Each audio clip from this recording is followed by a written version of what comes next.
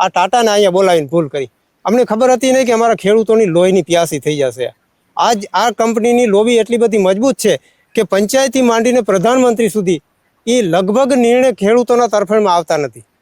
કારણ કે અમે અનેક વખત પુરાવા સહિત અમે રજૂઆત કરી છે, ગ્રાઉન્ડ લેવલ ઉપર લઈ ગયા છીએ કે ભાઈ તમે આ જુઓ, આ નુકસાની જુઓ. આ ગૌચર દાખલા તરીકે ટાટા કેમિકલ્સની આ કેનાલને અત્યારે તો નાલી પેક કરી દીધી કંપનીએ, બાકી કંપનીને કારણે 48 હેક્ટર જમીન ગૌચર ખાલી થઈ ગઈ છે. અને આ લીબડીના કિયારાના જે પાવડર ફોર્મમાં ઢગલા છે ને ગૌચર ઉપર છે. લ્યો હવે ડેમોલેશન તમે એવું કહો છો કે વન વિભાગની જગ્યા ઉપર છે કે ગૌચર ઉપર છે? ના, ગૌચર ઉપર છે. ગૌચર ઉપર છે. હવે ગૌચર એવી વસ્તુ છે કે જે એક સાધારણ માણસ મકાન બનીને બેઠો હોય તો તમે કહો છો અહીંયા ડેમોલેશન એ નડે છે, પણ ગૌચર ઉપર કંપની કરે છે, કંપની ઉપર કેમ કોઈ એક્શન નહીં સાહેબ?